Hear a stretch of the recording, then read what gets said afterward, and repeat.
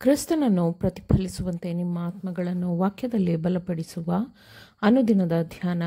ಇಂದಿನ ಧ್ಯಾನದ ಶೀರ್ಷಿಕೆ, ದೇವರಿಗೆ ಸತ್ಯವಂತನಾಗಿರಲು ಯೋಸೇಫನು ದೃಢ ನಿಶ್ಚಯದಿಂದಿದ್ದನು.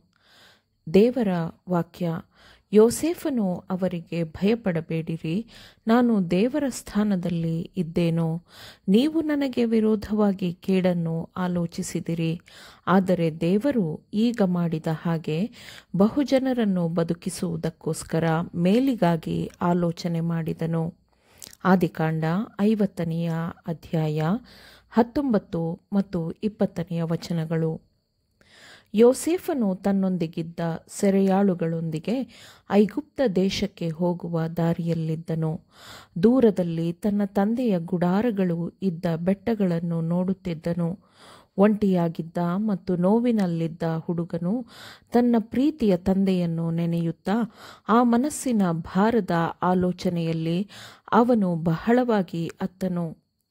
ದೋತಾನಿನಲ್ಲಿ ತನಗೆ ನಡೆದ ಘಟನೆಗಳು ಸಹ ಮತ್ತೆ ಮತ್ತೆ ಅವನ ಕಣ್ಣ ಮುಂದೆ ಬಂತು. ಅಲ್ಲಿ ಅವನು ತನ್ನ ಸಹೋದರರ ಕೋಪವನ್ನು, ಅವರ ತೀವ್ರವಾದ ನೋಟ, ತೆಗಳಿಕೆಯ ಮಾತುಗಳು ತನ್ನ ಮೇಲೆ ಎರಗಿದ್ದದ್ದನ್ನು ನೆನಪು ಮಾಡಿಕೊಂಡನು. ಅವನ ಈ ದುಃಖಕರವಾದ ಸ್ಥಿತಿಗೆ ಕಾರಣವಾಗಿದ್ದ ಅವನ ಸಹೋದರರ ಚುಚ್ಚುವ, ಅವಮಾನಕರ ತೆಗಳಿಕೆಯ ಮಾತುಗಳು ಅವನ ಕಿವಿಗಳಲ್ಲಿ ಮತ್ತೆ ಮತ್ತೆ ಧ್ವನಿಸುತ್ತಿದ್ದವು. ನಡುಗುವ ಹೃದಯದಿಂದ ತನ್ನ ಮುಂದಿನ ಜೀವನವು ಹೇಗಿರುತ್ತದೋ ಎಂದು ಯೋಚಿಸಿದನು. ಪರಿಸ್ಥಿತಿಯಲ್ಲಿ ಎಂತಹ ಬದಲಾವಣೆ ಅಲ್ಲವೇ?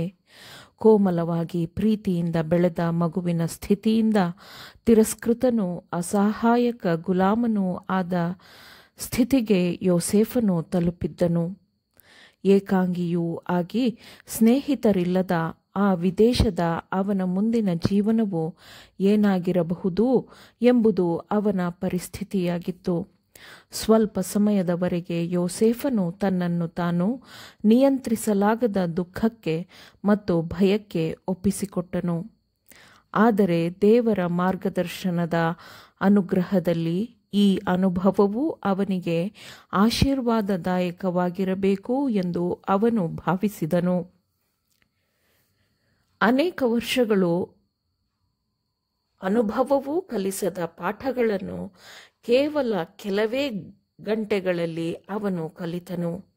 ಪ್ರೀತಿಯಲ್ಲಿ ದೃಢನೂ ಕೋಮಲನೂ ಆಗಿದ್ದ ಅವನ ತಂದೆಯು ತನ್ನ ಪಕ್ಷಪಾತ ಮತ್ತು ಸ್ವಇಚ್ಛೆಯ ಬುದ್ಧಿಯಿಂದ ತನ್ನ ಮಗನಿಗೆ ತಪ್ಪು ಮಾಡಿದ್ದನು.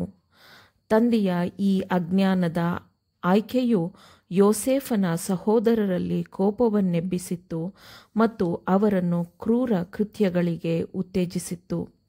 ಇವೆಲ್ಲವೂ ಅವನನ್ನು ಅವನ ಮನೆಯಿಂದ ದೂರ ಮಾಡಿತ್ತು. ಅದರ ಪರಿಣಾಮವು ಅವನ ಸ್ವಂತ ಗುಣಸ್ವಭಾವದಲ್ಲಿ ಪ್ರಕಟವಾಗಿತ್ತು. ಮನಸ್ಸಿನಲ್ಲಿ ಉತ್ತೇಜಿಸಲ್ಪಟ್ಟ ತಪ್ಪುಗಳನ್ನು ಈಗ ಸರಿಪಡಿಸಿಕೊಳ್ಳಬೇಕಿತ್ತು. ಅವನು ಸ್ವಾವಲಂಬಿಯೂ ಕಠಿಣನೂ ಆಗಿ ಬದಲಾಗುತ್ತಿದ್ದನು. ತನ್ನ ತಂದೆಯ ಪ್ರೀತಿಯ ಕೋಮಲವಾದ ಕಾಳಜಿಗೆ ಒಗ್ಗಿಕೊಂಡಿದ್ದ ಅವನು ತನ್ನೆದುರಲ್ಲಿದ್ದ ಕಷ್ಟಗಳನ್ನು ಎದುರಿಸಲು ತಾನು ಸಿದ್ಧನಿಲ್ಲ ಎಂದು ಭಾವಿಸಿದನು. ನಂತರ ಅವನ ಆಲೋಚನೆಗಳು ತನ್ನ ತಂದೆಯ ದೇವರ ಕಡೆಗೆ ತಿರುಗಿದವು. ದೇವರನ್ನು ಪ್ರೀತಿಸಬೇಕು, ಅವನಿಗೆ ಭಯಭಕ್ತಿಯಿಂದಿರಬೇಕು ಎಂಬುದನ್ನು ಬಾಲ್ಯದಲ್ಲಿಯೇ ಅವನಿಗೆ ಕಲಿಸಲಾಗಿತ್ತು. ತನ್ನ ತಂದೆಯ ಗುಡಾರದಲ್ಲಿ ಆಗಾಗ್ಗೆ ಅವನು ಯಾಕೋಬನು ತನ್ನ ಮನೆಯಿಂದ ಓಡಿಹೋದಾಗ ಯಾಕೋಬನಿಗೆ ಆದ ದರ್ಶನದ ಕಥೆಯನ್ನು ಕೇಳುತ್ತಿದ್ದನು. ದೇವರು ಯಾಕೋಬನಿಗೆ ಮಾಡಿದ ವಾಗ್ದಾನವನ್ನು, ಅದನ್ನು ದೇವರು ನೆರವೇರಿಸಿದ ರೀತಿಯನ್ನು ಯೋಸೇಫನಿಗೆ ಬಾಲ್ಯದಲ್ಲಿಯೇ ತಿಳಿಸಲಾಗಿತ್ತು ಮತ್ತು ಅಗತ್ಯದ ಸಮಯದಲ್ಲಿ ಹೇಗೆ ದೇವದೂತರು ಬಂದು ಯಾಕೋಬನನ್ನು ಸಮಾಧಾನಗೊಳಿಸಿ ಸೂಚನೆಗಳನ್ನು ಕೊಟ್ಟು ರಕ್ಷಿಸುತ್ತಿದ್ದ ಕಥೆಯನ್ನು ಯೋಸೇಫನು ಕೇಳಿದ್ದನು. ಮನುಷ್ಯರಿಗೆ ವಿಮೋಚಕನನ್ನು ದಯಪಾಲಿಸುವ ದೇವರ ಪ್ರೀತಿಯ ಬಗ್ಗೆಯೂ ಅವನು ಕಲಿತಿದ್ದನು. ಈಗ ಈ ಎಲ್ಲ ಅಮೂಲ್ಯವಾದ ಪಾಠಗಳೆಲ್ಲವೂ ಅವನ ಕಣ್ಣ ಮುಂದೆ ಸ್ಪಷ್ಟವಾಗಿ ಬಂದವು. ತನ್ನ ತಂದೆಯ ದೇವರು ತನಗೂ ದೇವರು ಎಂದು ಯೋಸೇಫನು ನಂಬಿದನು. ಆ ಕ್ಷಣವೇ ಅವನು ಸಂಪೂರ್ಣವಾಗಿ ತನ್ನನ್ನು ತಾನು ದೇವರಿಗೆ ಒಪ್ಪಿಸಿಕೊಟ್ಟನು ಮತ್ತು ತನ್ನ ಅನ್ಯ ದೇಶದ ಜೀವನದಲ್ಲಿ ಇಸ್ರಾಯೇಲರ ರಕ್ಷಕನಾದ ದೇವರು ತನ್ನ ಜೊತೆ ಇರಬೇಕೆಂದು ದೇವರಿಗೆ ಪ್ರಾರ್ಥನೆ ಮಾಡಿದನು. ಎಲ್ಲ ಸಂದರ್ಭಗಳಲ್ಲಿಯೂ ದೇವರಿಗೆ ಸತ್ಯವಂತನಾಗಿರಬೇಕು ಎಂಬ ಉನ್ನತವಾದ ದೃಢ ಸಂಕಲ್ಪದಿಂದ ಅವನ ಆತ್ಮವು ರೋಮಾಂಚನಗೊಂಡಿತು. ಪೂರ್ಣ ಹೃದಯದಿಂದ ದೇವರ ಸೇವೆ ಮಾಡುತ್ತೇನೆ ಎಂದು ದೃಢವಾಗಿದ್ದನು. ಆ ಒಂದು ದಿನದ ಅನುಭವವು ಯೋಸೇಫನ ಜೀವನದಲ್ಲಿ ಮಹತ್ವದ ತಿರುವನ್ನು ನೀಡಿತು. ಅದರ ಭೀಕರವಾದ ಕಷ್ಟವು ಅವನ ಮುಗ್ಧತೆಯ ಮಗುವಿನ ಮನಸ್ಸನ್ನು ಚಿಂತನಾಶೀಲ, ಧೈರ್ಯಶಾಲಿ ಮತ್ತು ಸ್ವಾವಲಂಬಿ ಮನುಷ್ಯನನ್ನಾಗಿ ಬದಲಿಸಿತು. ಆಮೇನ್.